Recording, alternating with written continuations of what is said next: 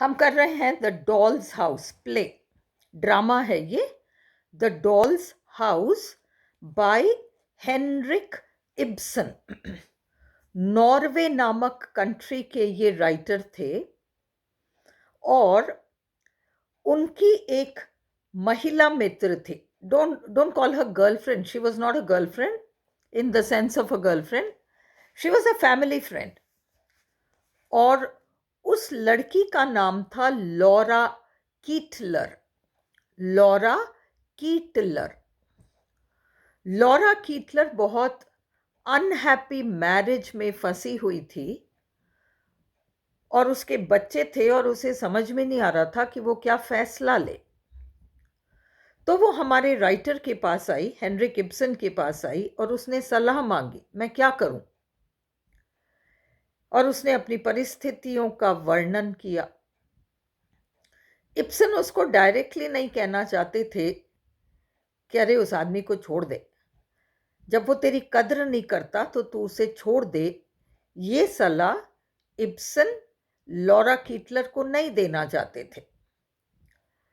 अब क्यों नहीं देना चाहते थे? क्योंकि वो जमाना ऐसा था जब औरतें घर छोड़कर ऐसे पति को और बच्चों को छोड़कर जाया नहीं करती थी। पर हेनरिक इब्सन को तो लगा कि जब इस महिला को जो एक रेस्पेक्ट मिलना चाहिए वो नहीं मिल रहा, तो इसको एक्चुअली छोड़ ही देना चाहिए। तो अब वो लॉरा कीटलर हेल्प मांग रही है फैसला लेने में, और हमारे राइटर क्या करेंगे, इसी मुद्दे पर एक प्ले लिख देंगे और उस प्ले का जो एंडिंग है, स्टोरी लॉरा कीटलर की स्टोरी होगी। नाम बदल जाएंगे और थोड़ी सिचुएशंस बदल जाएंगी, स्टोरी लॉरा की है। और जो एंडिंग इस प्ले का है, इब्सन नोरा को कहना चाह रहे हैं कि तुम ये एंडिंग अपनाओ। हमारे प्ले में एंड में जो पत्नी है वो अपने हस्बैंड को और बच्चों को छोड़ के और चली जाएगी, वापस नहीं लौटेगी। तो जब ये प्ले सबसे पहले छपा और स्टेज पर खेला गया तो पब्लिक को बहुत आपत्ति थी और लोग नाराज हुए इब्सन से कि तुम ये कर क्या रहे हो। अगर ऐसा ड्रामा छप गया ना तो हमारे घरों की औरतें तो घर छोड़ के चली जाएंगी सब, तो एंडिंग बदलो तुम प्ले का। पर इब्सन ने कहा मैं नहीं बदलूंगा, मेरे प्ले की एंडिंग तो यही रहेगी।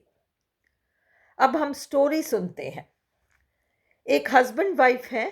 अब हम प्ले की स्टोरी पर आ गए, लॉरा की स्टोरी रह गई। पर अब लॉरा की जगह हम नोरा की कहानी पढ़ रहे हैं।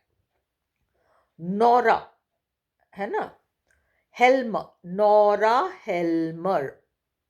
उसके पति का नाम है टॉरवल्ड हेल्मर। और जब प्ले स्टार्ट होता है तो क्रिसमस से पहले की बात है। 25 दिसंबर को क्रिसमस पड़ता है ना, उससे पहले की बात है। टॉरवल्ड अपनी पत्नी को पैसे देता है और कहता है कि जाओ तुम खरीदारी कर लाओ, बच्चों के लिए भी कुछ ले आओ, खुद के लिए भी कुछ ले आओ। और नोरा बाजार जाती है और जाने से पहले हस्बैंड कहता है वाइफ को, देखो मीठा नहीं खाना, हाँ। तो कहती है हाँ नहीं खाऊंगी, और चली जाती है शॉपिंग करने। सस्ती सस्ती चीजें लाती है, उसे पैसा बचाना है। उसे पैसा क्यों बचाना है हमें अभी थोड़ी देर में कहानी में पता चलेगा। तो ये पैसे बचाने के लिए बहुत सस्ती सस्ती शॉपिंग करके घर आएगी। अब हम थोड़ा सा बैक में चलते हैं स्टोरी को समझने के लिए।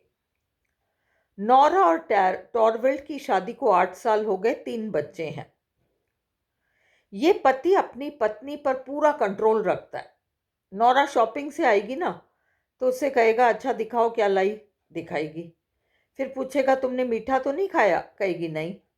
फिर कहेगा आ करो, तो वो आ करेगी। मतलब जैसे छोटे बच्चे को ट्रीट कर रहा हूं वैसे अपनी वाइफ को ट्रीट करता है ये। पर नोरा खुश है, 8 सालों से ऐसी रह रही है, बहुत खुश है। उसको लगता है मेरा पति मुझसे बहुत प्यार करता है, मेरे लिए तो वो कुछ भी करेगा। और टॉरवल्ड बार बार नोरा को my little squirrel, my little skylark, बड़े प्यार से वो उसको बुलाता है और अक्सर कहता है, पता मैं तुमसे इतना प्यार करता हूँ, मुझे लगता है कभी तुम्हारे ऊपर बहुत बड़ी मुसीबत आए और मैं ना, मतलब तुम्हारी को बचाने के चक्कर में भले ही मेरा कुछ भी हो जाए, मैं अपना सब कुछ लौटा दूं तुमको बचाने के चक्कर में। खोखली बातें कर रहा है, बहुत कंट्रोलिंग है ये, है ना। अब क्या हुआ, शादी को 8 साल तो हो गए, पर शादी हुई थी उसके कुछ समय बाद टॉरवल्ड की तबीयत खराब हो गई थी और डॉक्टर्स को दिखाया तो डॉक्टर्स ने कहा इसको इटली, विदेश ले जाना पड़ेगा, तभी जाके इसकी तबीयत ठीक होगी और मतलब इस वहाँ उसको ट्रीटमेंट देना पड़ेगा, इसको गर्म प्रदेश में रहना पड़ेगा और ये सब खर्चीला काम है, 1200 पाउंड्स का खर्चा आएगा। तो टॉरवल ने कहा था नहीं नहीं नहीं, मेरे को नहीं चाहिए ऐसा ट्रीटमेंट। पर नोरा तो अपने पति के लिए चिंता करती है, नोरा नौकरी नहीं करती। नोरा सोचती मैं क्या करूं। वो अपने पिताजी से मांग लेती पर उसको लगता नहीं पिताजी दे ही नहीं पाएंगे, उसको कोई सूझता ही नहीं है जिससे वो मांगे। नोरा ने कभी अपनी लाइफ में अपनी मर्जी से कभी भी कुछ नहीं किया है। नोरा वो गुड़िया है जो गुड़िया घर में रह रही है और गुड़िया जैसी ही उसकी स्टेटस है, औकात है। हम गुड़िया को उठा के यहाँ से वहाँ रख दें तो गुड़िया क्या कर लेगी। तो वही हाल नोरा का है, उसका पति जैसे उसको चलाएगा वो वैसी ही रहेगी। नोरा क्या करती है, क्रॉगस्टैड नाम के एक आदमी से पैसा उधार ले लेती है। क्रॉगस्टैड जब उधार देता है तो पूछता है कि तुम उधार तो ले रही हो पर तुम कैसे चुकाओगी। ये कहती है मैं चुका दूंगी, मैं कुछ भी काम कर लूंगी, मैं किश्त हर महीने में टाइम पे किश्त दे दूंगी, तुम चिंता मत करो। वो कहता है ठीक है, तुम एक गारंटर लाओ, ये कागज रहे, ये मैं तुम्हें कागज दे रहा हूं और इन कागजों पर तुम गारंटर के सिग्नेचर कराओ, अपने पति के साइन करा लो, तुम तो कमाती नहीं हो, मेरे को तो गारंटर चाहिए। नोरा कहती नहीं नहीं नहीं, मेरे पति को तो पता भी नहीं चलना चाहिए, ये राज की बात है, मेरे पति को नहीं पता चलना चाहिए कि मैं उधार ले रही हूँ, नहीं तो वो इलाज कराएगा ही नहीं। उसको लगेगा ओह मेरे चक्कर में मेरी पत्नी परेशान हो रही है, वो नहीं करवाने जाएगा इलाज विलाज, तुम प्लीज़ मेरे पति को तो मत बताना। फिर कहता है ठीक है, अपने पिता से करा लो। कहती है अच्छा ठीक है। अब इसके पिता बीमार हैं और नोरा को लगता है मैं अपने पिता से कहूँगी तो कौन सा मेरे पिताजी मना कर देंगे, पर ऐसे बीमारी की हालत में मैं जाके उनको कहूँ तो वो चिंता करेंगे मेरी, पिताजी कौन सा मना करेंगे। तो इसलिए वो सोचती है मन ही मन कि ठीक है मैं तो कर दूंगी, मैं खुद ही साइन कर देती हूँ इसको, पिताजी के साइन खुद ही कर देती हूँ। और ये फर्जी होता है काम, ये पिताजी का काम का साइन नोरा खुद कर देगी और फिर अब क्या होता है, कागज उठा के रख देती है, साइन कर दिए, कागज उठा के रख दिए। अब इस बीच नोरा के फादर की डेथ हो गई। 30 सितंबर को, याद रखो 30 सितंबर को नोरा के फादर की डेथ हो गई। 2 अक्टूबर को नोरा को याद आता है कि अरे मुझे तो वो कागज देना है, पैसे उधार लेने हैं, उसको चिंता होती है। तो वो डॉक्यूमेंट निकालती है टॉरवेल्ड को दे, उसको क्रॉगस्टैड को देने के लिए, और सिग्नेचर के नीचे डेट वाला जो हिस्सा है उसमें डेट लगाती है 2 अक्टूबर। अब आप सोचो, ये उसने भुलक्कड़ दिमाग में किया है, ये भूल गई कि मैं साइन थोड़ी कर रही हूँ, मैं तो अपने पिताजी का साइन किया, पिताजी तो 30 सितंबर को मर गए, 2 अक्टूबर डेट लगाया है, मरने के बाद इंसान ने साइन किया है। इसको ध्यान नहीं रहता, ये टॉरवेल्ड वो क्रॉगस्टैड को दे देती है।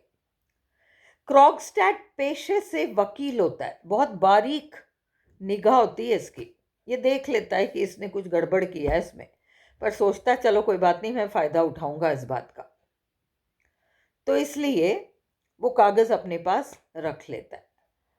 अब ये टाइमली हर मंथ किश्त चुकाती है, किश्त चुक जाता है और अब आखिरी किश्त बाकी है, जिसके बाद नौरा हमेशा के लिए फ्री हो जाएगी। आखिरी किश्त बाकी है, क्रिसमस आ गया। अब हम देखते हैं इसका पति टॉरवल्ड हमेशा बड़ी बड़ी बातें करता था। मुझे झूठ बोलने वाले लोग पसंद नहीं हैं, उनके कोई सिद्धांत ही नहीं होते, और मुझे ऐसे लोग पसंद नहीं हैं, और मुझे वैसे लोग पसंद नहीं है, बहुत बातें बनाता है ये। अब टॉरवल्ड को नई नौकरी मिल गई है एक बैंक में, वो मैनेजर बन गया है बैंक का। उसी बैंक में क्रॉगस्टैड कैशियर है, और क्रॉगस्टैड इसको टॉरवल्ड को पहले जाना करता था, क्योंकि ये दोनों एक ही गांव के हैं, एक ही गांव को बिलोंग करते हैं। तो क्रॉगस्टैड कैशियर होके मैनेजर को टॉरवल्ड टॉरवल्ड बुलाता है, रेस्पेक्टफुली बात नहीं करता, मतलब इज्जत से सर सर ये सब कुछ नहीं करता। टॉरवल्ड को बुरा लगता है, उसको लगता है इस आदमी को कैसे भी मैं रास्ते से हटाऊं। और उसे पता था कि ये क्रॉगस्टैड थोड़े चालाक किस्म का आदमी है, इसलिए वो सारी फाइलें मंगवाता है और टटोलने लगता है। फाइलें मंगा के टटोलता है तो पाता है कि क्रॉगस्टैड ने तो गबन किया था, पैसे गायब कर लिए, और उन पैसों का इस्तेमाल करके काफ़ी समय बाद क्रॉगस्टैड ने खैर पैसे बैंक को चुका दिए, और किसी को कानो कान खबर भी नहीं लगी। पर उसने निकाला है, यूज़ किया है, और फिर कुछ समय बाद उसको लौटा भी दिया, और हेर फेर कर दी अकाउंट्स में। वो जो टॉरवल्ड है वो भी समझ जाता है कि इसने ऐसा कुछ किया है, वो इसको रास्ते से हटाना चाहता है। अब क्रॉगस्टैड सुधर गया है, ये तो बरसों पुरानी बात है जो क्रॉगस्टैड ने किया, हेर फेर करके निकाल लिया, फिर वापस चुका भी दिया और एडजस्ट कर दिया अकाउंट्स को। तो अब ये टॉरवल्ड हेल्मर क्या करता है, उस बात को पकड़ लेता है और उसको चिट्ठी लिख के कहता है कि मैं तुम्हें डिसमिस कर रहा हूं, मैं तुम्हें नौकरी से हटा रहा हूं। वो तो बहाना ढूंढ ही रहा था उसको नौकरी से हटाने का, तो मैं तुम्हें नौकरी से हटा रहा हूं। अब ये क्रॉगस्टैड नोरा के पास आएगा और नोरा को धमकाएगा और कहेगा कि तुम अपने पति को कह लो, एक तो मेरे को नौकरी से नहीं हटाएगा, दूसरा मुझे प्रमोशन देगा, नहीं तो मैं तुम्हारी पोल बाहर खोल दूंगा कि तुमने मुझसे पैसा उधार लिया था और तुमने जाली दस्तखत किए, मैं तुम्हें जेल भेज सकता हूं।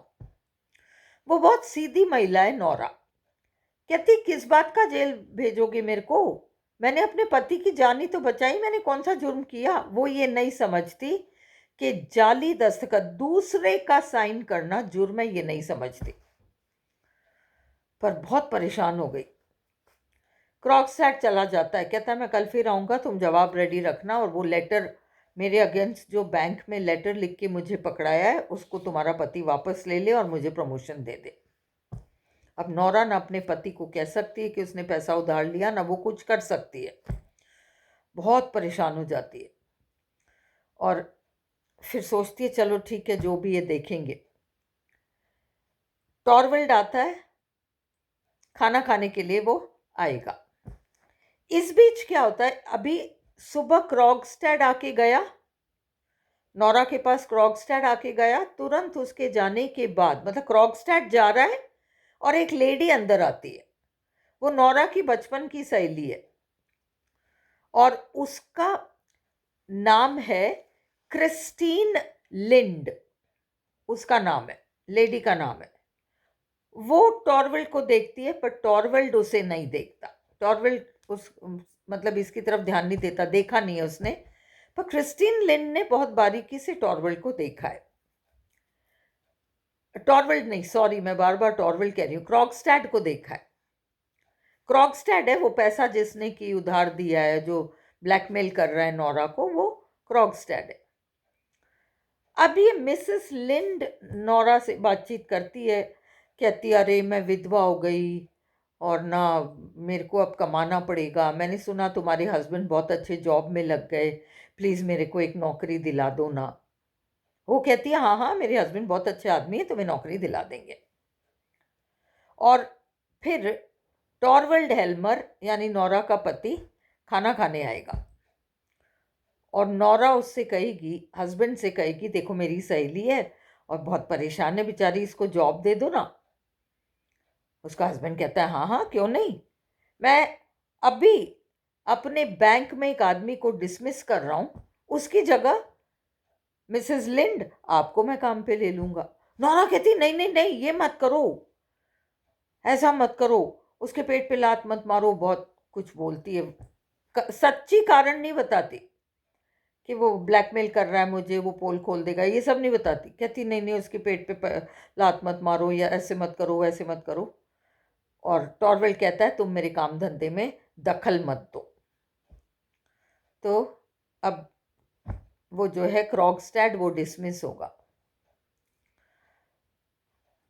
वो खाना वाना खा के चला जाएगा हस्बैंड। क्रिस्टीन बहुत शार्प होती, बहुत जल्दी ध्यान देती है हो क्या रहा है। वो नोरा से पूछती है कि क्या हुआ, तुमको कुछ कहना है। कहती वो नोरा कहती मैं बहुत परेशान हूँ, मैंने ना इतने साल पहले पैसे उधार लिए थे और एक आदमी से लिए थे, और अब वो मुझे परेशान कर रहा है, और अब मेरा पति जो है उसको नौकरी हटा के तुम्हें नौकरी दे रहा है। क्रिस्टीन लिन कहती है वो क्रॉगस्टैड जो यहाँ से गया था वो क्रॉगस्टैड ही था ना। कहती है हाँ। क्रिस्टीन लिन कहती है अच्छा ठीक है।